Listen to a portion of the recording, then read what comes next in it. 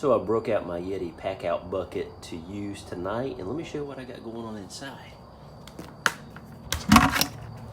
I'm brining a turkey overnight that I'm going to smoke tomorrow.